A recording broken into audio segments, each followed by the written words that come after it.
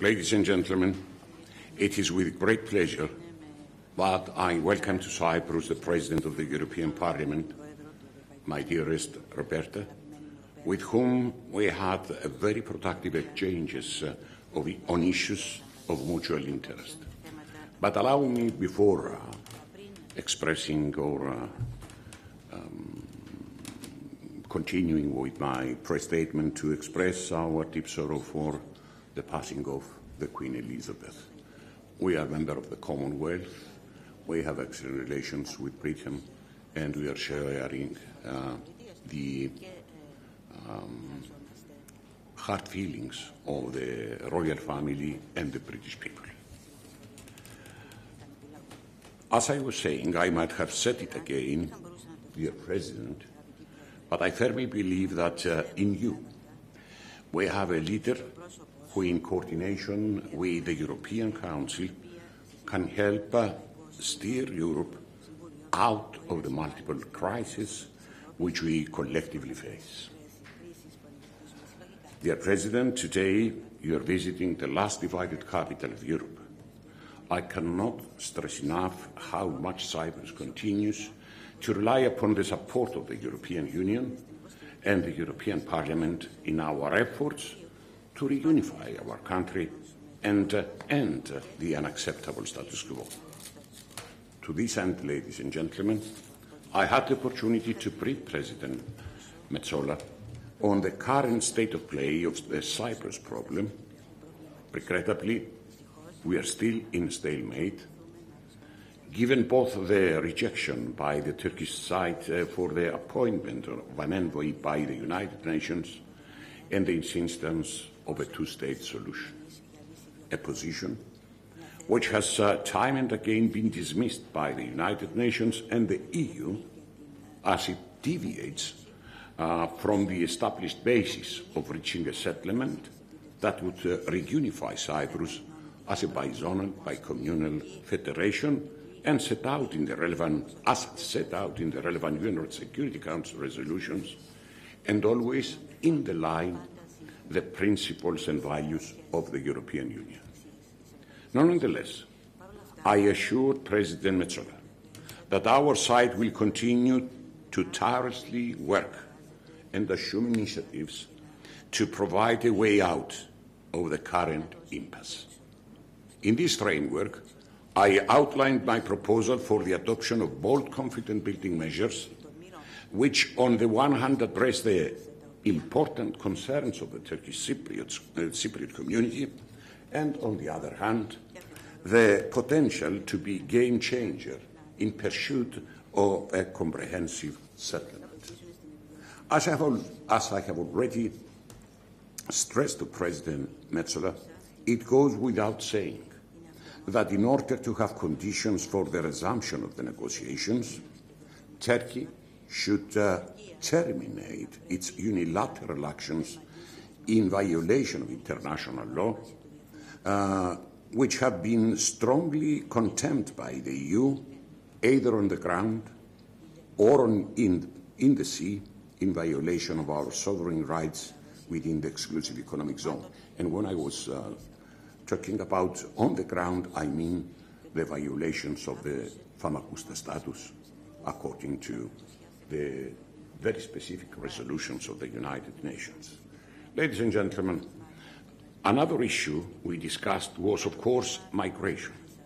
Cyprus has been the EU member state with the highest percentage of first-time asylum applications in relation to its population for 5 consecutive years, and the one not being benefited by substantial relocation measures so far.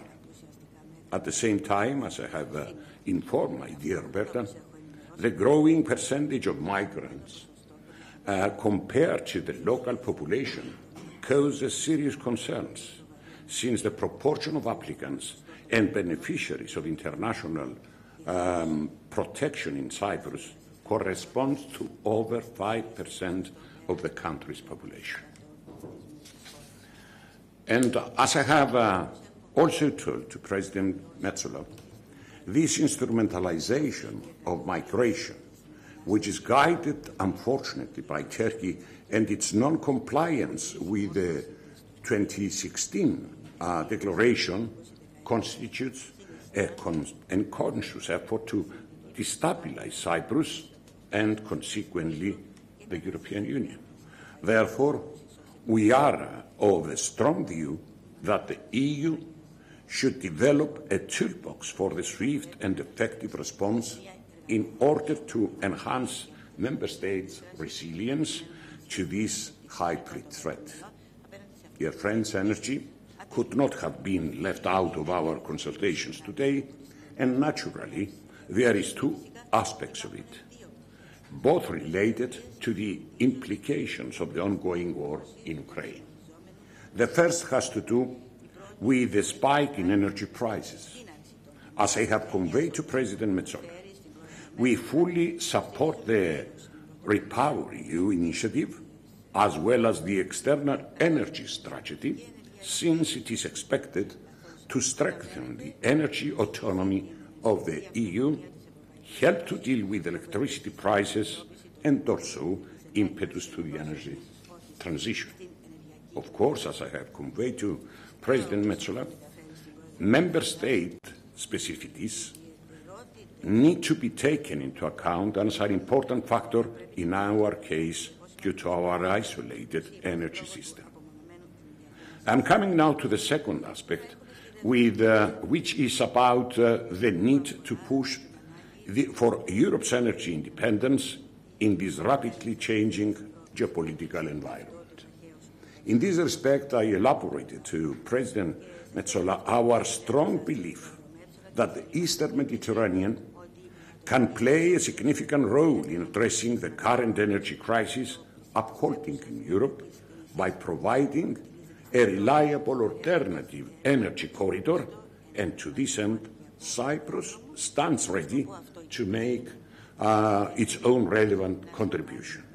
Ladies and gentlemen, last but not least, we discussed the latest developments with regard to the continuous assault of Russia on Ukraine. Cyprus fully understands the tragedy that the Ukrainian people are facing, as we have also been victims of the illegal Turkish invasion, which resulted in the division of the island since 1974 and the ongoing military occupation of 37% of the territory of the Republic and the forcible displacement of a third of its population from their homes. Our position has always been resolute and unanimous within the EU.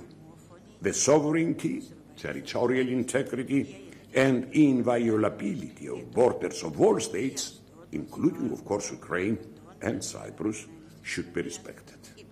What I have stressed with regret, dear Roberta, is that, unfortunately, our joint efforts are hampered by partner countries which provide Russia with sanctions evading abilities, and we are all aware as to which country I'm referred to.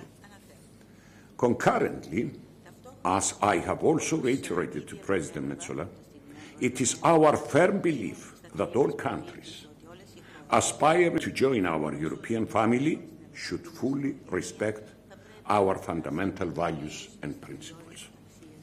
Dear Roberta, in welcoming you once again to Cyprus, I would like to thank you for your visit, which provided us with the opportunity to discuss issues high on the European agenda, reaffirming our strong commitment to the European ideals and the task of bringing Europe closer to citizens. Once again, thank you very much and welcome home. Thank you. I feel home here. Thank you, President. We are part of Europe. So. Thank you, President Anastasiadis. Thank you, dear Nikos, for inviting me here, as these are my first public remarks since the passing of Queen Elizabeth. Allow me a moment to express my condolences and those of the people of Europe to the royal family and everyone in the United Kingdom. The world has lost one of her greatest daughters, who dedicated her life to service and she will always be remembered. Cyprus is, dear President, and will always remain close to my heart. And this is an opportunity for me to express the European Parliament's solidarity with Cyprus. To recall that Europe stands with you and that Europe will never be whole while Cyprus remains split. And that is why we need to get back to negotiations. This has to happen under the auspices of the United Nations. There can only be one Cyprus, a single, sovereign, European state, a bicommunal, bizonal federation in line with United Nations Security Council resolutions, a state in which all inhabitants are EU citizens. This has been said many times before, but it is worth repeating, because this is the only way to peace and reunification, and the time is now to inject some new energy into these negotiations. What we need is to restore trust, and recent provocative actions, repeatedly condemned by the European Union, will only jeopardise the efforts to resume direct talks. Famagusta should become an example of bicommunal cooperation instead of a point of contention. A win-win is possible, and the European Parliament will be there to put all our resources to your disposal. Let me also use this opportunity to commend President Anastasiadis, your proposal for bold confidence-building measures, and your personal efforts for the resumption of a constructive dialogue between the persons and the parties involved. Such measures would pave the way for trust-building between the two communities, providing an impulse for a shared solution in line with the UN Security Council resolutions and the principles, the very principles on which our European Union is founded. In our meeting this morning, we also addressed several challenges and issues that are challenging to us, such as the illegal Russian aggression in Ukraine, migration and energy security. A large extent of our discussions also focused around the increasing cost of living and inflation. We are under unprecedented pressures due to price hikes on energy and food at previously unheard levels, and we might not have reached the peak yet. We know the reasons behind this phenomenon. It stems from the pandemic, our energy supply, but also on pricing speculation. And therefore we need action, and we need it now. And there are decisions that we can take now. We can take decisions and actions together to limit the impact, whether it is capping of bills, fixing our pricing systems, or decoupling the price of electricity from gas. These are things that we can do now, even temporarily, to offset the immediate pressures while we implement longer-term strategies. Ultimately, this is what people expect from us, and this is what we must deliver. But we can only do this if we do it together.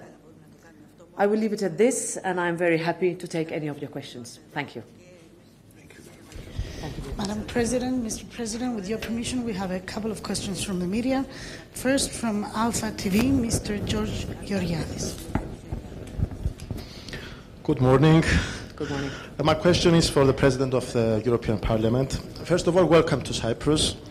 You and many other European officials have admitted that Turkey is moving in the opposite direction on many fields.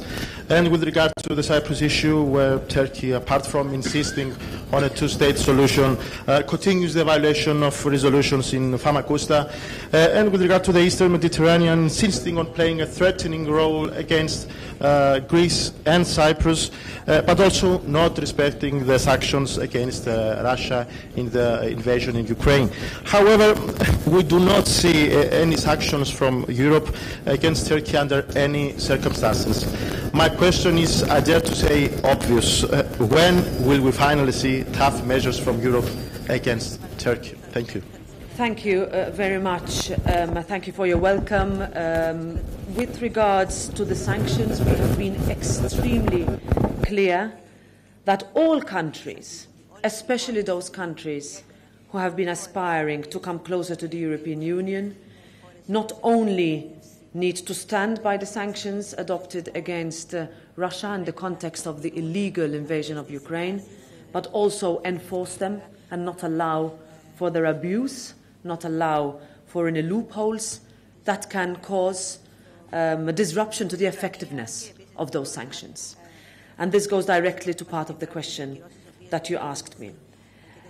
You mentioned Famagusta, the district of Varosha and the city of Famagusta as a symbol for the Cyprus issue. It represents the prospects of a peaceful solution. The latest actions taken at the coastal area jeopardize the efforts to resume direct talks for a comprehensive and sustainable solution to the Cyprus problem. I represent the European Parliament, my institution, an institution that I have the privilege and responsibility of leading, has repeatedly condemned the fact that Turkey continues to violate the UN Security Council resolutions on Famagusta, and to this end I support a prompt return of Varosha to its lawful inhabitants. We will continue to insist on this position, and we will also continue to insist that any country that would, let's say, use the most vulnerable people on the planet for perceived geopolitical gains is something that is not acceptable for the European Union and that is not acceptable anywhere in Europe.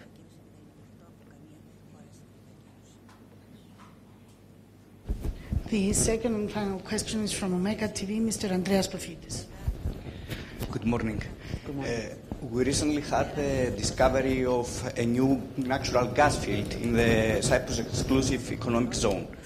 Does the European Union look forward to exploiting these deposits in the Eastern Mediterranean in order to achieve energy independence from Russia, and how will achieve that? Thank you very much. I think the 24th of February sounded an alarm bell that we should have heard earlier. What we know now, and we should have acted earlier on, is that Putin did not stop in 2008, he did not stop in 2015, and he will definitely not stop now. At the same time, we have been dependent, some countries much more than others, on a cheap gas supply, which we took for granted. We had the opportunity to create a proper energy union.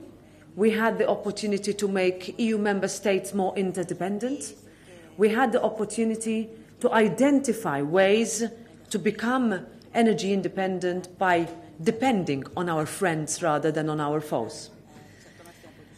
The recent discoveries also show that Cyprus can be not only independent in this regard, but also a key strategic partner and key strategic ally for the European Union in diversifying its energy mix. That is something that we need to continue looking at. That is something that we need to continue investing in. And that is also allowing us to look at different partners, also other third countries, that we can continue to cooperate with in the light of the ongoing aggression, but also in the future, because our strategic independence, as we call strategic autonomy, also means that we need to look at it also from an energy perspective. What I would also say at the same time is this plan and path of the European Union to continue to invest in renewable energy. Our ambitions should not be scaled back. We should continue to look at how we can diversify and uncouple ourselves, especially in the current context of the war, from fossil fuels. And in this case, we have some countries that are already quite advanced, some countries that need to do more, and that is also the European Parliament's call.